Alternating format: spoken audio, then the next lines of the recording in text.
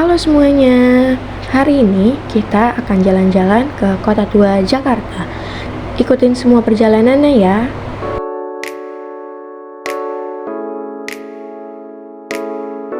A few moments later.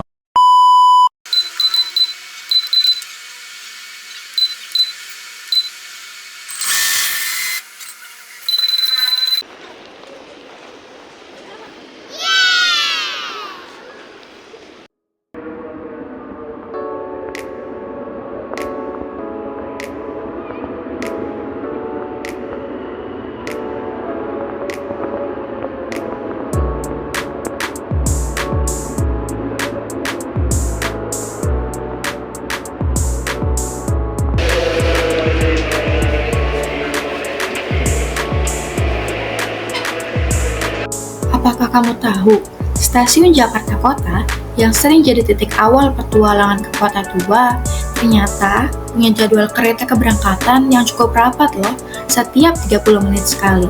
Jadi, kalau kamu ketinggalan satu kereta, kamu harus menunggu 30 menit untuk kereta selanjutnya. Nah, karena tadi kita ketinggalan kereta, kita jadi harus menunggu selama 30 menit. Sambil menunggu keretanya jalan, kita menceritakan keseharian kita masing-masing selama di perkuliahan.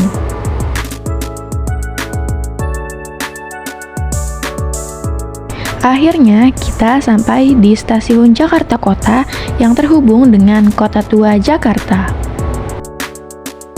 Suasana di Kota Tua hari ini panas terik, ditambah dengan liburan anak sekolah yang menjadikan Kota Tua semakin padat.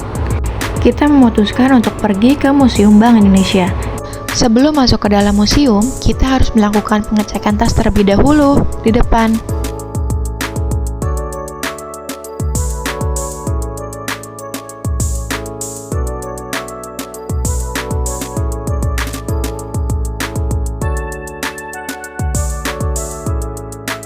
Setelahnya, kita pergi ke loket untuk membeli tiket masuk ke dalam museum. Namun, karena bagi pelajar ataupun mahasiswa mendapatkan tiket masuk gratis, maka kami masuk ke dalam museum tanpa membayar apapun.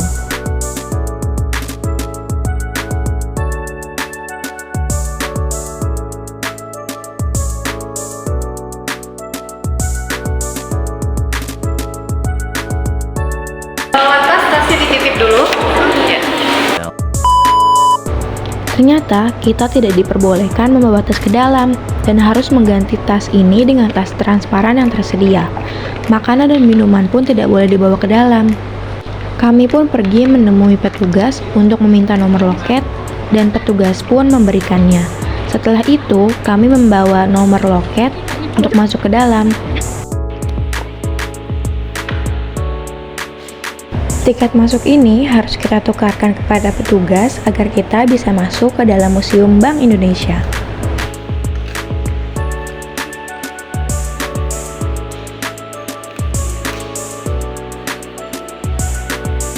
Saat baru masuk ke dalam, kami disuguhkan dengan perjalanan dan perkembangan bagaimana sejarah Bank Indonesia berdiri.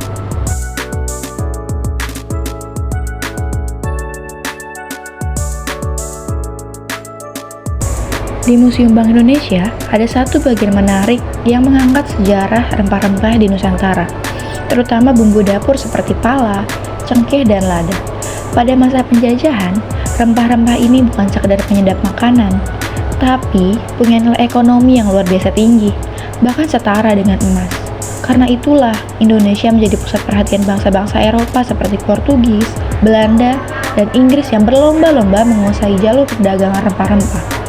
Rempah-rempah dari Maluku dan wilayah lainnya diekspor ke pasar internasional dan bisa dijual dengan harga berkali-kali lipat.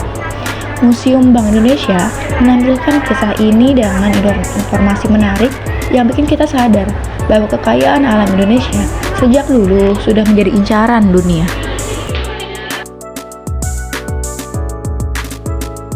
Rempah-rempah di Nusantara sudah populer sejak ribuan tahun silam. Dari Asia Barat, pedagang Arab menyalurkan komunitas ini hingga ke Venesia, dan dari sana dijual ke seluruh Eropa dengan harga tinggi. Maraknya perdagangan di Asia kelak melahirkan cikal bakal perbankan di Nusantara. Awalnya, Pada tahun 1828, pemerintah kolonial Belanda mendirikan DJ Van Schie Bank di Batavia sebagai bank sirkulasi. Bank ini dibuat untuk mendukung perdagangan dan mengatur peredaran uang, terutama karena pada saat itu rempah-rempah dari Indonesia sangat berharga dan menjadi pusat ekonomi dunia. DJ Van Schie Bank punya wewenang mencetak uang sendiri dan menjadikan alat Belanda untuk mengendalikan uang di wilayah jajahannya. Setelah Indonesia merdeka pada tahun 1945, DJ Van Schie Bank masih sempat beroperasi di bawah pengawasan Belanda karena proses pengakuan kedaulatan Indonesia masih belum sepenuhnya selesai.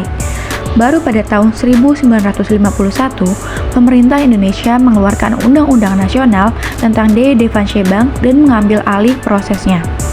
Akhirnya, pada tanggal 1 Juli 1953, DJ Van Schie Bank resmi dinasionalisasikan dan berubah nama menjadi Bank Indonesia.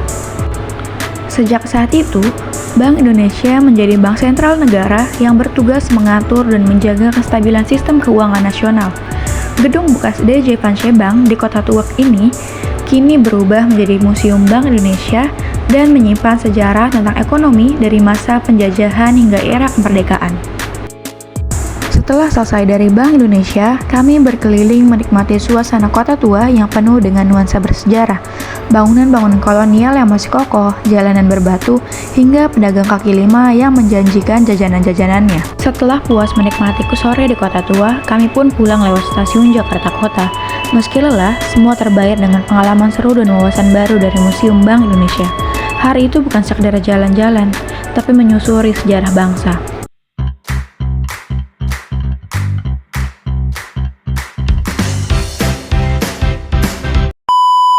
Terima kasih sudah menonton, sampai jumpa kembali.